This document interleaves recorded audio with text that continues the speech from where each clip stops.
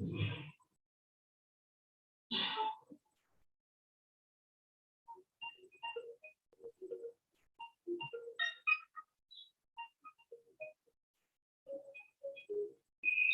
malam Pak Sleman.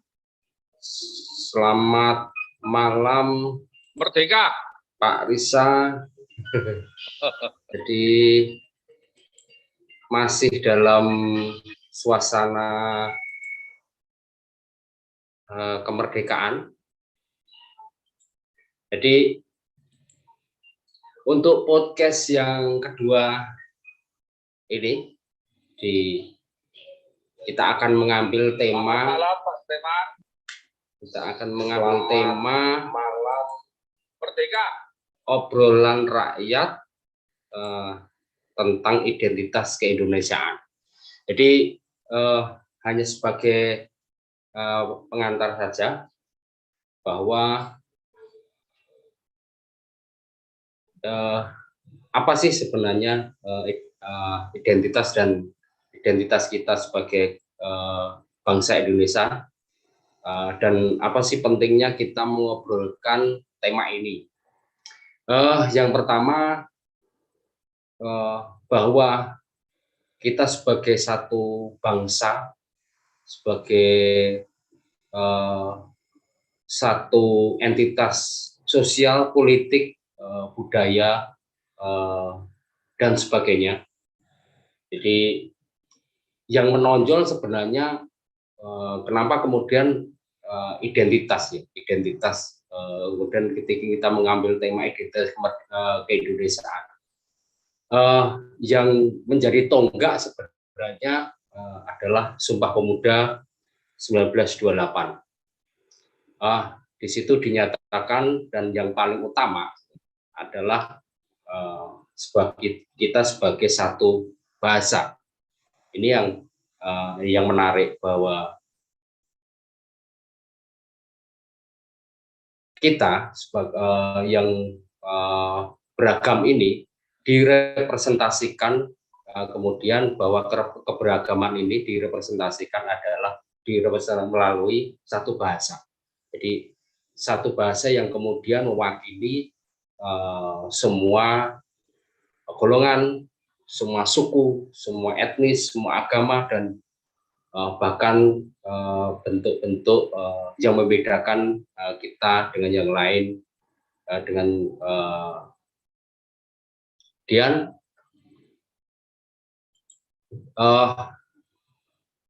bahwa identitas ini kemudian juga menjadi persoalan. Identitas ini juga menjadi persoalan. Satu sisi, yang pertama, identitas itu telah menyatukan kita sebagai sebuah bangsa melalui bahasa yang kemudian merepresentasikan keberagaman. Tapi di sisi lain, belakangan ini yang paling unik, bahwa ternyata munculnya hal-hal yang kemudian merepresentasikan aspek-aspek yang bersifat lokalistik dalam konteks otonomi daerah. Nah, apakah ini pertanyaan dasar, apakah ini menjadi bagian yang kemudian nanti akan menjadi laten?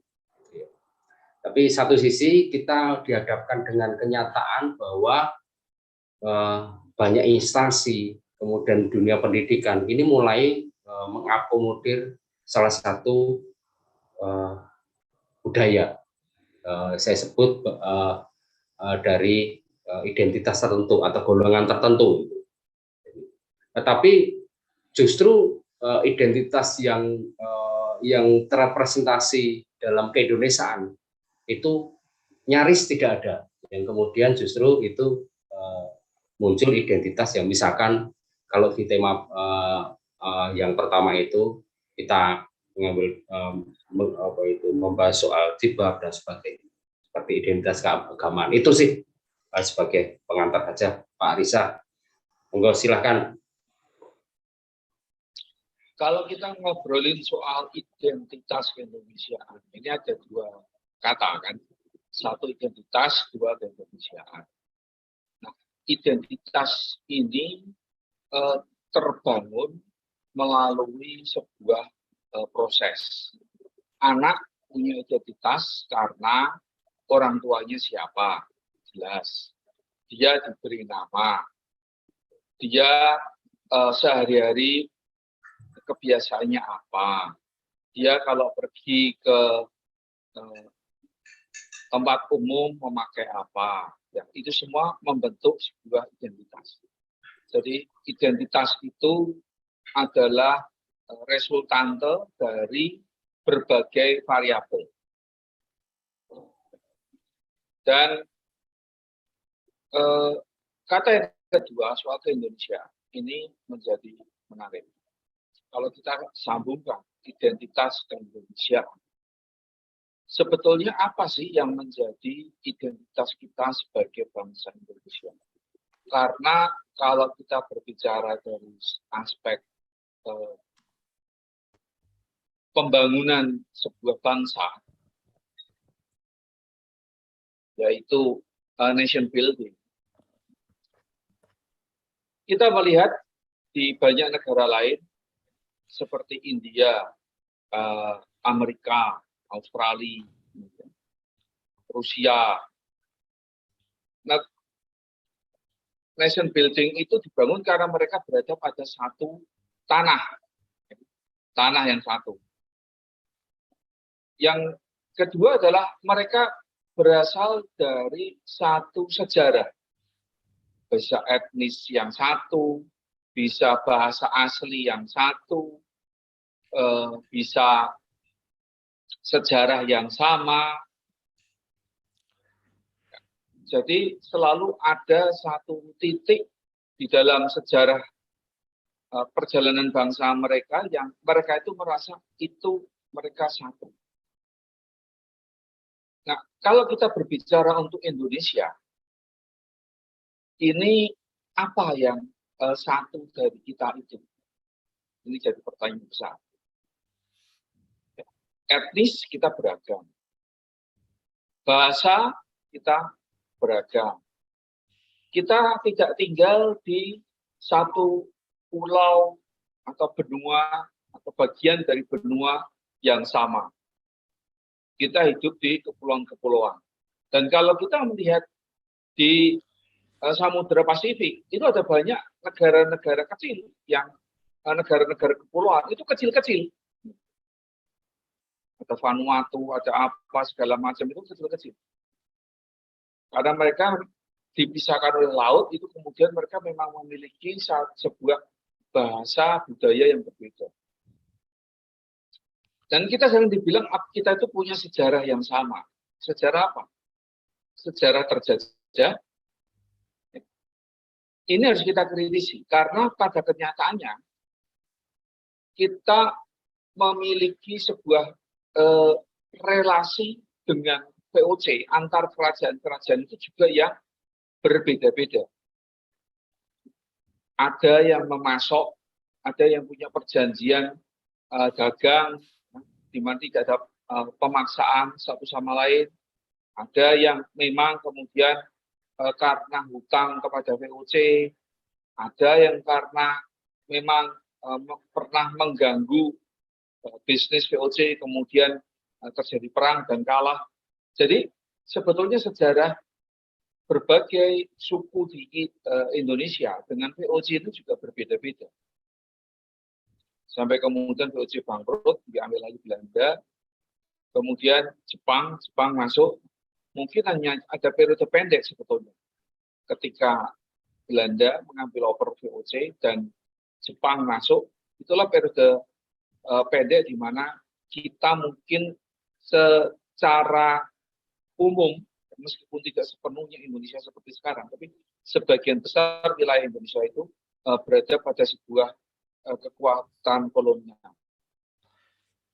Nah, tetapi apakah itu cukup untuk menjadikan kita itu sebagai sebuah bangsa? Nah, menurut saya, Indonesia menjadi sebuah bangsa itu adalah sebuah olah intelektual dari para founding fathers kita. Dan secara lebih khusus lagi adalah founding fathers dan mothers kita yang mendapatkan pendidikan Belanda. Nah, mereka yang kebetulan memang dan mereka itu bukan kelompok masyarakat biasa, karena yang bisa mendapatkan pendidikan Belanda adalah mereka yang memang berasal dari keluarga raja, bangsawan, atau kelompok Amtena. Keluarganya itu, orang tuanya menjadi pegawai pemerintah Belanda. Jadi kaum-kaum terdidik ini yang mendapatkan pendidikan Belanda ini, mereka bertemu dengan kaum-kaum terdidik dari daerah-daerah lain, tapi berada di satu tempat yang sama, yaitu Batavia, berproses bersama. Kemudian ada sebuah olah intelektual dan mereka melahirkan pemikiran mengenai Indonesia yang secara konkret diwujudkan dalam misalkan rangkaian Sumpah Pemuda dan proses-proses selanjutnya. Tapi kita mesti melihat yang menarik ini soal Sumpah Pemuda. Ketika mereka menyatakan bertanah air satu, tanah air Indonesia, yang perlu dicatat banyak dari mereka itu adalah satu, mereka berasal dari keluarga bangsawan yang memiliki kekuasaan atas wilayah-wilayah tertentu. Dan yang kedua pertanyaannya, apakah memang sebetulnya ada konsultasi dengan berbagai kerajaan dan suku-suku yang ada di Indonesia pada waktu itu? Ini kan perlu menjadi pertanyaan kritis. Jadi, apakah ada? Jawabannya pasti belum. Tetapi ini sebuah pemikiran semangat yang bergulir dan terus dikembangkan. Bertanah air satu. Ya, waktu itu masih banyak yang masih ada. Jogja masih menguasai wilayahnya, kerajaan-kerajaan lain itu juga masih menguasai wilayahnya masing-masing. Tapi semua oleh anak-anak muda yang sekolah di Batavia diklaim semua bersedia menjadikan satu tanah airnya. Kemudian juga sebagai bangsa. Bangsa Indonesia itu bangsa apa? Berbeda misalkan dengan bangsa China, gitu, yang sejarahnya panjang, yang etnisnya jelas. Bangsa India. Bangsa Indonesia itu apa? Secara penampilan fisik kita itu berbeda-beda. Dari kawasan timur dan kawasan barat, dari yang di bagian utara dan bagian selatan, penampilan fisik itu berbeda-beda. Bahasanya apalagi. Nah, jadi kembali, kata bangsa Indonesia itu juga sebuah adalah olah intelektual untuk menjadikan sebagai sebuah bangsa. Nah, yang bahasa yang paling menarik, yang jelas para founding fathers kita itu karena sekolah di sekolah Belanda, pasti bahasa sehari-harinya bahasa Belanda. Mereka sebagian besar dari Jawa, bangsawan Jawa, atau kelas atas lah, gitu. Jadi pasti bahasanya juga sebagian besar pasti bahasa Jawa. Namun mereka memilih bahasa Riau Kepulauan.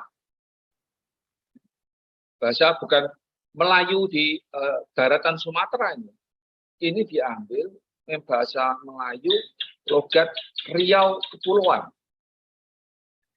Diklaim itu sebagai inilah bahasa kita, bahasa Indonesia. Kenapa bukan bahasa Belanda yang mereka sehari-hari ketika mereka rapat-rapat memakai bahasa Belanda? Atau kalau mau berbicara dari aspek mayoritas yang memakai bahasa daerahnya, bahasa Jawa. Tapi para founding fathers kita memilih mengambil satu bahasa dari daerah yang bukan mayoritas sama sekali, dijadikan bahasa Indonesia. Pertimbangannya apa? Pertimbangannya satu, bahasa ini adalah bahasa yang paling sederhana. singular dan plural. Tinggal diulang. Buku, kalau bukunya satu. Kalau bukunya banyak, buku-buku. Tidak dikenal past tense, present tense, future tense. Semua katanya sama, tinggal diberi keterangan. Kemarin, sekarang, besok. Sederhana. Berbeda dengan bahasa Inggris. Kalau kita mau mengatakan sesuatu di waktu lampau, di waktu sekarang, dan akan datang, itu tata bahasanya berbeda. Tidak dikenal pembedaan antara pria dan perempuan. Kita hanya tinggal diberikan keterangan. Bapak atau ibu, tuan atau nyonya, mas atau mbak, supaya jelas. Jadi, akhirnya pertimbangan para founding fathers kita untuk memilih bahasa yang paling sederhana. Kenapa? Supaya lebih cepat dikuasai. Lebih cepat dipelajari. Inilah sebuah kebijaksanaan dan pemikiran strategis yang luar biasa. Dan Indonesia dibangun bukan oleh klaim-klaim saya itu mayoritas, saya itu lebih banyak, saya itu lebih kuat. Tetapi dibangun oleh pemikiran untuk kepentingan masa depan dan kepentingan berbagai kelompok di Indonesia yang beragam. Jadi identitas keindonesiaan ini bukan identitas yang homogen, justru heterogen. Dan identitas ini kalau kita belajar dari sejarah, justru dibangun melalui kesediaan orang-orang itu menempatkan kepentingan masa depan dan kepentingan masyarakat banyak melampaui kepentingan primordial masing-masing.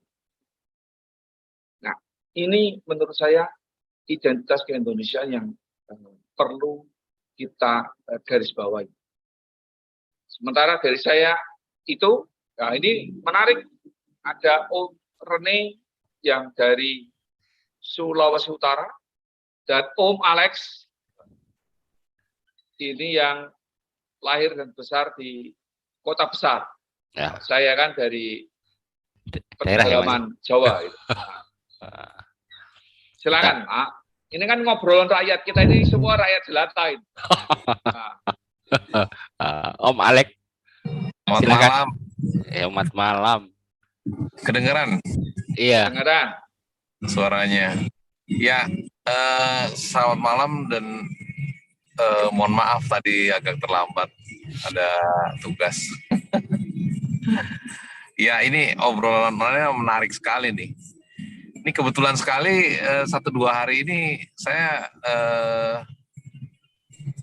searching di YouTube ya.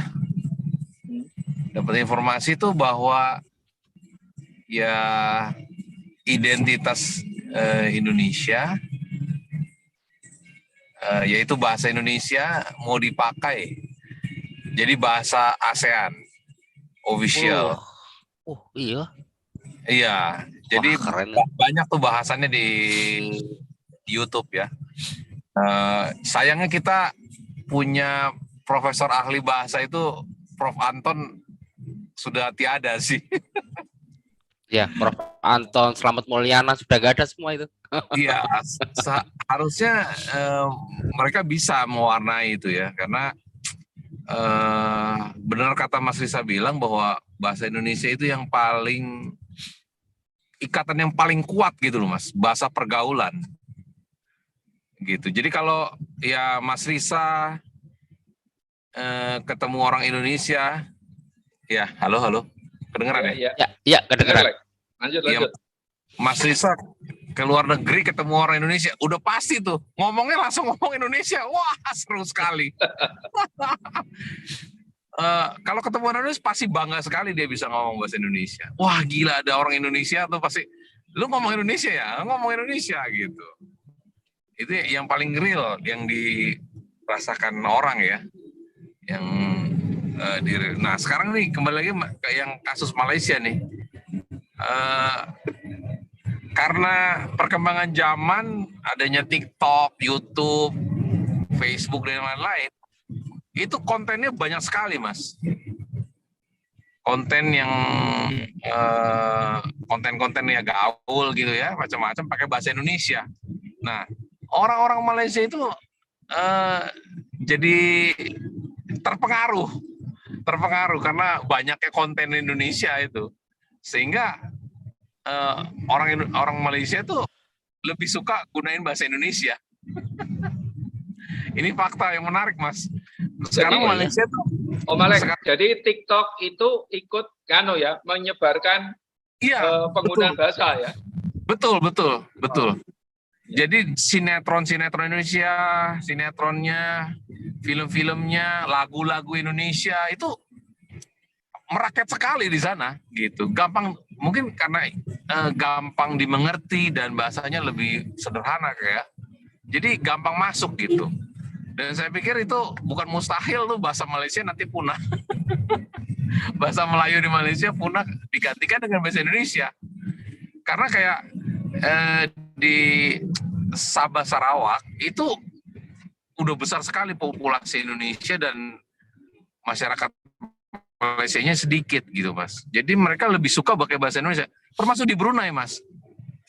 Oh, di Brunei ya? itu ibu-ibu sampai mereka nggak tahu presiden Perdana Menteri Malaysia siapa. Bukannya Jokowi dia bilang. Presidennya bukan Jokowi ya. Kan dari kecil, Mas. Iya kan, sosmed itu TikTok itu kan dari TK. Sekarang bukan dari anak SMP, dari anak TK di Malaysia, di Singapura, dia nontonnya TikTok. Gitu loh. Jadi bukan hal yang mustahil Indonesia menjadi bahasa di sana yang ya quote unquote pemerintahnya nggak suka gitu. Tapi rakyatnya semua sekarang di penggunaan bahasa Indonesia di Malaysia. Itu sampai ada dosen-dosen Malaysia, Mas. Udah bahasa Melayu Malaysia udah tutup buku aja lah. Nggak laku. Sampai kayak gitu. Jadi kita bangga ya, Mas. Maksudnya produk bahasa Indonesia itu sampai sebegian kuatnya pengaruhnya. Bukan hanya lagi sekarang bahasa pergaulan dan bahasa pemersatu gitu loh. Tapi itu udah bisa menembus sekarang dengan adanya sosial media, YouTube, TikTok segala macam. Itu menjadi alat orang Indonesia untuk bisa menembus batas-batas tadi, Mas. Gitu. Jadi identitas keindonesiaan itu saat ini semakin kuat saya merasakan. Dengan adanya sosial media, daya jangkaunya jadi lebih luas, hampir di 50 negara, coba bayangin. Dan yang menjadikan bahasa Indonesia bahasa resmi untuk diajarkan di sekolah-sekolah juga semakin banyak, Mas. Di ASEAN itu udah pasti lah, di Australia, di Eropa, di Amerika itu bahasa Indonesia diajarkan juga di sana. Ya mungkin salah satunya karena ya tadi kuncinya ya mudah yang seperti Mas bilang, tidak membedakan ya dia bisa perempuan, bisa laki-laki dia gitu kan. Kamu juga bisa perempuan, bisa laki-laki gitu. Jadi dia nggak terlalu bias gender ya. Kurang lebih kayak gitu. Ya identitas yang lainnya ya budaya-budaya kita ya semua berkembang gitu. Kuliner juga itu mencirikan Indonesia gitu. Daging rendang ya, Lek, terkenal ya, Lek. Rendang babi udah lama, Mas, di Bali dan di Manado. Rendang babi. Cuma baru kemarin-kemarin aja ada ribut-ribut tuh di Kelapa Gading. Padahal udah buka 2 tahun itu rendang babi. Udah tutup 2 tahun. Oh iya, udah tutup 2 tahun. Terima kasih. Ya dari saya sekian dulu, Mas. Oke. Oke, ini Om Rene baru mengalami gangguan sinyal, jadi kita lanjut saja. Nah, yang menarik tadi meskipun disampaikan Om Alex bahwa ternyata identitas keindonesiaan, termasuk di situ ada budaya-budayanya itu telah berkembang dan sebetulnya juga diapresiasi oleh banyak negara lain, oleh banyak masyarakat yang lain. Namun kita juga melihat bahwa beberapa waktu terakhir ini mulai dikembangkan sebagian kelompok masyarakat menggunakan bahasa Arab. Gitu. Ini yang lebih dipakai dan terus juga budaya Arab. Bahwa bahasa Arab itu juga diserap banyak oleh bahasa Indonesia, itu adalah sebuah fakta. Dan bahwa masyarakat Indonesia itu juga sebagian memiliki darah atau keturunan Arab, itu juga sebuah fakta. Namun ketika menyatakan bahwa identitas keindonesiaan itu identik dengan bahasa dan budaya Arab, ini yang menjadi sebuah kesalahan. Nah, kita tahu beberapa waktu yang lalu ada sekolah yang kemudian baju seragamnya, sekolah negeri, baju seragamnya menggunakan hijab. Kalau kita berbicara identitas keindonesiaan, semestinya kalau baju yang bernuansa Arab itu diperbolehkan, seharusnya baju bernuansa Papua, ya, baju bernuansa Kalimantan, baju bernuansa Nusa Tenggara, baju bernuansa Batak, semua juga harus diperbolehkan. Karena identitas keindonesiaan itu adalah keberagaman. Nah, ini satu hal yang saya rasa perlu menjadi catatan kita. Ini berikutnya Om Ren ini memberikan catatan bahwa berbicara mengenai identitas manusia Indonesia atau siapakah manusia Indonesia yang asli itu, salah satu cara melihatnya adalah melalui komposisi genetika yang ada di dalam tubuh manusia atau warga negara Indonesia. Ini tes DNA dengan 16 responden acak orang Indonesia yang dilaksanakan oleh majalah Historia.id bekerja sama dengan Herawati Sudoyo dan Ehman Institute. Ini menemukan bahwa 16 responden itu mewakili 70 etnik dari 12 pulau yang ada di Indonesia dan dipilih secara acak. Ini menarik. Respondennya cuma 16, tetapi DNA-nya berasal dari 70 etnik. Jadi satu orang itu memiliki DNA dari beberapa etnik. Dan etnik ini berasal dari 12 pulau yang berbeda. Jadi studi genetika yang dilakukan membuktikan bahwa pluralisme adalah fakta tak terbantahkan bangsa kita. Komposisi genetik manusia Indonesia membuktikan adanya 3 fakta penting. Ini menurut Om Rene.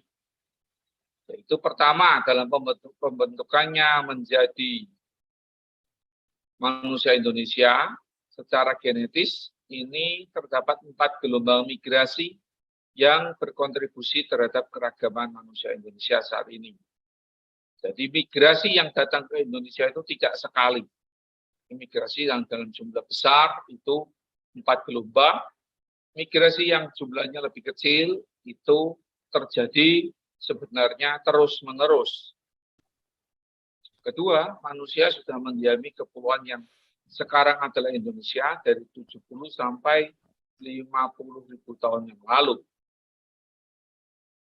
Ketiga, adanya pembauran genetik dari wilayah barat ke timur dengan gradasinya, di mana dari wilayah barat yang didominasi oleh ras Austronesia, dan kemudian ke timur didominasi oleh gen dari Papua. Ini studi sains ini membuat kita dapat melihat bahwa keanekaragaman sudah dimulai dari esensi yang mendasar, yaitu komposisi kimia bangsa ini sendiri. Ya, jadi konsekuensinya segala usaha-usaha ideologis untuk mendefinisikan bangsa yang bersatu dalam tumpah darah harus bermula dari pengakuan akan keberagaman sebagai fondasi dasar tanpa ragu-ragu. Kita juga harus menerima kenyataan bahwa bangsa ini terkoneksi satu sama lain. Sains membuktikan bahwa tidak ada alasan untuk membangun tembok yang tebal memisahkan antara yang satu dengan yang lain. Dengan adanya studi ini, kita tidak dapat mengaku-ngaku sebagai ras atau orang Indonesia paling murni atau paling pribumi. Karena esensi DNA kita saja tidak ada ras murni, tapi beragam. Jadi, hasil studi ini membuktikan bahwa keberagaman genetik ini memiliki kesamaan komposisi dengan gradasi yang berbeda-beda, sehingga semangat persatuan dan kesatuan harus semakin kuat ikatannya. Ya, memang teman-teman, kalau kita melihat yang sama semua itu, apa menariknya ya? Gitu. Justru menarik itu kan karena berbeda. Gitu. Jadi kalau ada orang yang merasa terganggu dengan perbedaan, itu ada yang salah sepertinya. Nah, gimana Om Sulaiman? Ya, jadi menarik ini Mas. Jadi satu sisi ya bahkan secara adikodrati memang nggak bisa dipungkiri bahwa secara genetik aja tadi disampaikan Om Erni aja kita udah beragam. Gitu. Jadi apa yang kemudian sekarang ini paling berharga ya, paling berharga yang kita miliki gitu. Itu kan tadi salah satunya disinggung bahasa ya, berharga yang kita miliki sebagai bangsa yang plural gitu. Tapi memang kemudian ini yang menarik sebenarnya, sadar nggak sadar, entah ini mulai dari kapan ya, kalau kita mau telusuri mulai dari kapan, mulai ada upaya-upaya yang kemudian istilahnya bahwa keberagaman ini apa ya istilahnya, bahwa apa yang kemudian disebut yang namanya perbedaan, apa yang disebut apa itu pluralisme, apa yang disebut keanekaragaman gitu. Ini sedikit-sedikit mulai agak digeser rupanya ya, agak digeser dengan baik melalui apa itu cara berbahasa, kemudian cara berpakaian atau berpenampilan, kemudian cara-cara atau mungkin cara-cara yang lain, cara bersosial. Ini yang saya pikir apa ya istilahnya, kalau dan sepertinya kalau ini terus-menerus menjadi bahwa ini adalah bahwa yang seperti ini menjadi bagian dari keragaman, ini yang salah ya. Ini yang berbahaya, bahwa gerak upaya-upaya untuk apa itu mengaliniasi apa itu keberagaman, mengeliminasi keberagaman, kemudian ini yang berbahaya dengan istilahnya gini, bahwa upaya itu juga menumpang dan mereka mendeklarasikan diri sebagai bagian dari keberagaman. Ini yang saya pikir ya patut diantisipasi. Itu sih sebenarnya teman-teman. Jadi ini yang disampaikan Om Sulaiman itu sebetulnya pernah dirumuskan ini.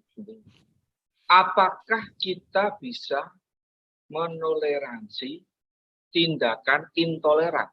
Nah, seperti itu ya, cara mudah. Kan gitu tuh ada sebuah pertanyaan filosofis. Kalau kamu seorang toleran, kamu harus menoleransi semua hal, termasuk menoleransi tindakan intoleran. Nah, apakah betul begitu? Nah, sebetulnya sudah ada kajian untuk pemikiran yang lebih jauh. Jawabannya apa? Jawaban terhadap situasi itu. Ya, karena kalau sudah jelas ada kelompok intoleran memperjuangkan intoleransi. Nah, terus apakah kemudian masyarakat yang lain yang toleran ini harus membiarkan atas nama toleransi membiarkan kelompok intoleran ini berkembang? Nah, jawabannya adalah masyarakat itu punya hak untuk menjaga dirinya. Menjaga dirinya. Jadi, kalau kita itu adalah masyarakat yang plural, yang menghormati perbedaan dan keberagaman. Kalau ada orang yang kemudian mengupayakan, menentang perbedaan keragaman dan keberagaman, nah, dan kemudian justru memaksa orang lain itu untuk menghilangkan identitas sejatinya, dan kemudian dipaksa untuk mempergunakan identitas yang lain, maka di sini masyarakat yang sehat itu punya hak ya, dan sesuatu yang normal untuk kemudian mencoba melawan atau mengalienasi orang-orang yang anti keberagaman, yang intoleran. Jadi jawaban singkatnya, kita tidak bisa menoleransi tindakan-tindakan yang intoleran. Nah, ini yang sebetulnya mesti harus kita pahami bersama-sama. Sama, mungkin logika yang sama ya. Apakah atas nama demokrasi kita harus membiarkan orang-orang yang anti demokrasi itu untuk mengembangkan dirinya, untuk mempengaruhi orang yang lain, ya, untuk melawan demokrasi? Ya kan tentu sistem demokrasi ini juga punya hak untuk mempertahankan dirinya dengan cara membuat aturan-aturan, mekanisme untuk membatasi kiprah dari orang-orang yang anti demokrasi. Jadi, dan ini seringkali menjadi modus dari mereka-mereka yang punya niat jahat. Ketika mereka masih kecil, sedang mengembangkan dirinya, mereka berlindung di balik, saya kan juga ingin mengekspresikan pemikiran saya, aspirasi saya, yang anti keberagaman, yang intoleran, yang anti demokrasi. Saya kan juga punya hak, jadi berikan saya perlindungan. Tapi kelompok ini karena keyakinannya ketika mereka sudah berkuasa, mereka akan menindas yang lain. Dan ini adalah pelajaran dari sejarah. Itulah yang terjadi dengan Hitler, dengan Nazi. Ketika kelompok Nazi ini masih kecil, mereka masih berkembang, mereka berlindung di balik nilai-nilai demokrasi. Namun, ketika mereka sudah besar, mereka menindas prinsip-prinsip demokrasi. Ini yang saya rasa catatan lain dari identitas keindonesiaan ini. Ini bukan identitas yang sifatnya statis, yang diam saja, yang aman saja. Identitas keindonesiaan ini adalah sesuatu yang becoming, yang terus menjadi, dan ini sesuatu yang kalau tidak dijaga ini rentan, rapuh, bisa hancur. Dan karena itu, ya kita semua bersama-sama dipanggil untuk menjaga identitas keindonesiaan ini. Nah, poin yang satu hal. Hal lain, sebetulnya di dalam ilmu biologi itu ada juga prinsip ini. Om Sleman ini yang belajar lingkungan juga tahu. lingkungan itu semakin beragam, lingkungan itu semakin stabil. Iya. Ya. Ekosistem itu bisa sehat, terjaga kalau semakin beragam. Tetapi kalau dia menjadi semakin homogen, tidak usah homogen, berkurang keberagamannya, maka ekosistem itu semakin rentan. Iya. Semakin gampang hancur. Alam sudah menunjukkan itu. Dan kita mengalami sekarang ini. Hutan hujan tropis yang kita punyai, ketika semua diganti dengan semua kelapa sawit, gitu kan, semua perkebunan, maka keseimbangan alamnya akan terganggu. Apakah kemudian perkebunan itu tidak bisa? Bisa, tetapi ada teknologinya. Ada teknologi untuk mengatur, menjaga supaya keberagaman itu tetap terjadi.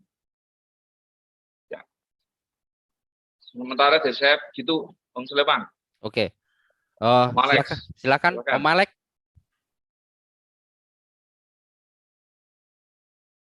Om Rode. Seragam itu ya. Itu terakhir kan perkembangannya digugat sama komunitas di Padang itu di Sumatera Barat. Itu sudah hampir setahun ya. Nggak ada follow up-nya gitu. Dan saya ngelihat di Google juga kayaknya tidak ada respon yang serius tuh dari tokoh-tokoh nasional, Mas, gitu. Bahkan mestinya gereja ikut berperan serta, Mas, gitu, untuk ya bicara itu gimana ini penyelesaiannya. Masa negara pusat tuh bisa kalah gitu loh, Mas. Ya betul, itu semua elemen bangsa itu harus menyuarakan, dari yang agama-agama lain, dari etnis-etnis lain, ya itu semua berhak menyuarakan. Prinsipnya sebetulnya kalau seragam itu cuma ada dua kok. Apakah mau mengakomodir ekspresi budaya? Akomodirlah semua. Gitu. Kalau kemudian ekspresi budaya itu tidak masuk di dalam ranah publik, tapi dimasukkan dalam ranah privat, maka sekolah negeri yang merupakan ranah publik, semua harus pakai seragam yang sama. Dan seragam itu adalah seragam nasional. Jadi baju-baju yang diidentifikasi identik dengan agama-agama tertentu, ya dipakai di dalam ranah privat, jangan di ranah publik. Atau sebaliknya, kalau semua ranah publik itu dibuka, bahwa semua orang boleh memakai ekspresi budayanya, ya silakan aja. Jadi ada juga mungkin anak kita yang bersekolah tidak pakai baju, pakainya celana dan sarung, gitu. Karena itu bagian dari budayanya. Nah, tapi kalau memang mau begitu, ya semua harus diterima sebagai sebuah kesepakatan. Nah, ini yang sebetulnya apa yang disampaikan Om Alex ini menggarisbawahi bahwa identitas keindonesiaan itu masih jauh dari selesai. Dan mungkin tidak akan pernah selesai.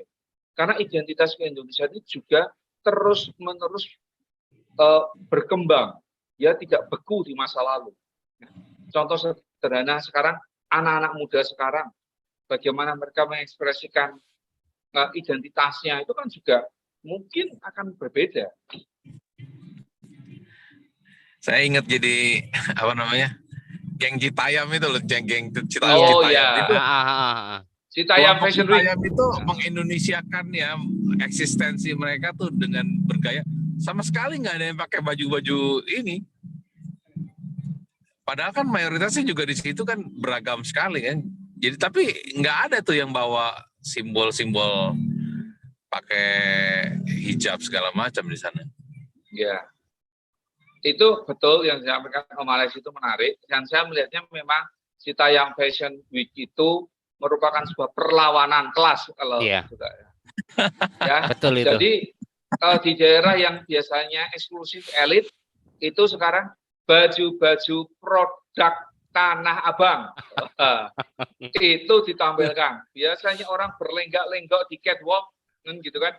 Sekarang di jalan. Di jalan. Dan media Di sosial zebra cross, Mas, di zebra cross. ya, di zebra cross, dan media sosial membuat mereka sama-sama mendapatkan spotlight, lampu sorot. Ini Om Rene buat komen ini.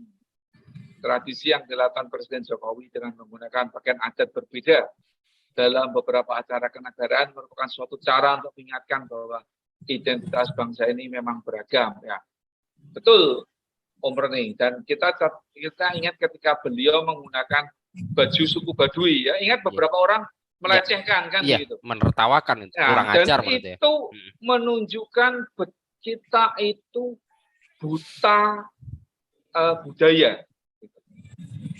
Betapa kita tuh nggak tahu sebetulnya budaya-budaya yang kita punyai, dan kita kemudian mengukur orang lain berdasarkan perspektif dan standar kita yang sebetulnya sangat sempit. Itu yang justru itu menarik untuk membongkar betapa kita itu masih masih terbelenggu dengan primordialisme gitu.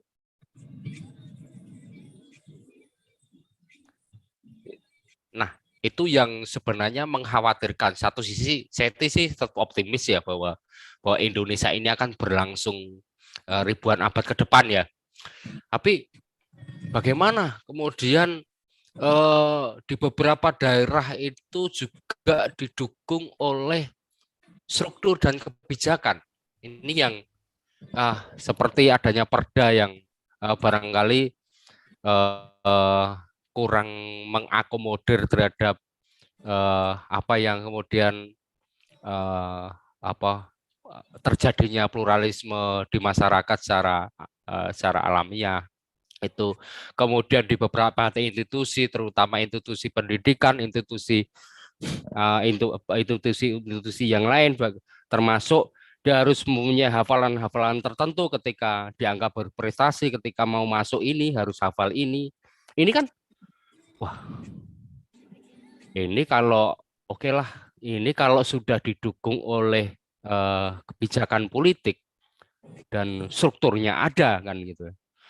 Dan khawatirnya ini dapat menciptakan apa itu namanya itu di tengah-tengah masyarakat. Ya sudah, ternyata memang seperti itu. Saya harus menyesuaikan kan itu sebagai orang desa misalkan, ya sudah saya akan menyesuaikan. Nah, apakah kemudian ini juga akan memberikan kesempatan yang lain yang kemudian tidak segolongan misalkan, atau tidak sealiran, atau tidak seagama, atau tidak sesuku, atau tidak yang lain-lain. Ini jadi pertanyaan besar kemudian. Itu sih, Mas Risa, Om Rene, Om Alek. Sebetulnya ada satu peristiwa yang menarik ya, yang beberapa waktu menarik itu menarik untuk diperhatikan, tetapi sebetulnya sangat menyedihkan, yaitu terjadinya pelecehan seksual yang dialami oleh santriwati dan santri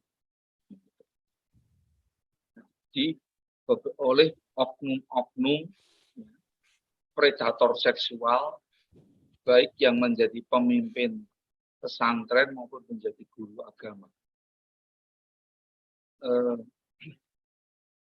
Ini perlu kita perhatikan karena ini meruntuhkan sebetulnya klaim-klaim yang coba dibangun oleh kelompok-kelompok yang anti intoleransi dan yang mau memaksakan keseragaman. Misalkan bahwa stereotip juga hancur, bahwa kejahatan seksual itu terjadi karena perempuan berpakaian mini yang mengundang, gitu kan. Ini stereotip ini pandangan ini sudah pernah dikritisi dan sudah pernah ditanggapi bahwa itu tidak seperti itu. Yang salah itu adalah pikiran orang. Kalau pikirannya ngeres, ya mau ditutupi kayak apapun juga dia ya ngeres, dan itu dia akan melakukan tindakan pelecehan dan kejahatan seksual. Dan ini di tempat di mana semua orang berpakaian tertutup, itu justru terjadi. Nah, ini menggarisbawahi bahwa mari kita jangan mengklaim bahwa kita ini yang paling santun, paling adab, paling baik, paling apa segala macam. Sementara yang berbeda itu dianggap yang semua yang kebalikannya. Negatif, jelek, jahat, nista, segala macam. Itu sebetulnya sebuah pengingat bahwa kita perlu berendah hati untuk memahami keberagaman yang ada. Ini Om Doni juga memberikan catatan, tantangan kita ke depan adalah semakin menguatnya semangat kedaerahan di banyak wilayah di Indonesia. Akan tetapi tidak disertai dengan semangat keindonesiaan. Sehingga muncul istilah orang asli dan pendatang. Ya, ini sebetulnya ini semua terkait dengan perebutan posisi. Gitu. Kalau ada posisi, bendera apa yang saya bisa kibarkan untuk saya bisa menduduki posisi itu, ya saya kibarkan. Kalau benderanya adalah bendera isu daerah, ya saya pakai. Kalau benderanya bendera agama, ya dipakai. Tapi kalau ada posisi yang tidak dikehendaki, kan gitu kan, ya siapa saja situ boleh. Kan gitu. Ya, saya rasa itu kadang-kadang soal kekuasaan ya, godaan kekuasaan ini ya, seringkali menyebabkan sehingga berbagai identitas itu dipolitisasi. Ya.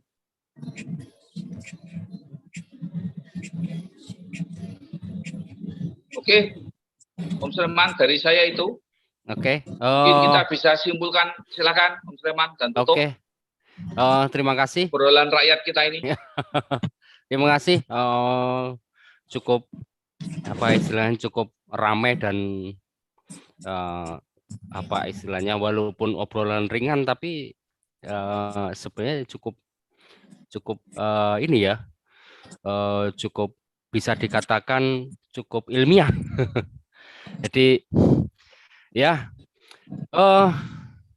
saya cuma menyampaikan aja bahwa yang kita miliki, saya sampaikan lagi bahwa yang kita miliki yang paling berharga di atas perbedaan kewilayahan, perbedaan keturunan, perbedaan agama, perbedaan golongan, bahkan perbedaan dari komunitas politik, itu kita memiliki satu cita-cita bersama. Jadi kita adalah mau menjadi bangsa Indonesia yang bermasa depan, artinya bangsa yang kemudian nanti ini akan terus-menerus ada dan berkembang, akan selalu menjadi lebih baik, otomatis terdapat keadilan sosial dan kesejahteraan di situ. Jadi semoga obrolan ini akan terus berlanjut dan mudah-mudahan ya harusnya memang terus berlanjut untuk beberapa waktu ke depan. Dan kalau di era klasik kita menemukan di paruh abad klasik itu kita menemukan bahwa kesatuan wilayah ini diwakili dengan yang namanya itu Nusantara. Gitu ya. Sekarang kita mewakili semua entitas keragaman ini dengan nama satu, yaitu satu Indonesia. Terima kasih teman-teman dan sampai ketemu lagi. Oke. Sampai ketemu. Sampai Merdeka. ketemu merdeka. Oke.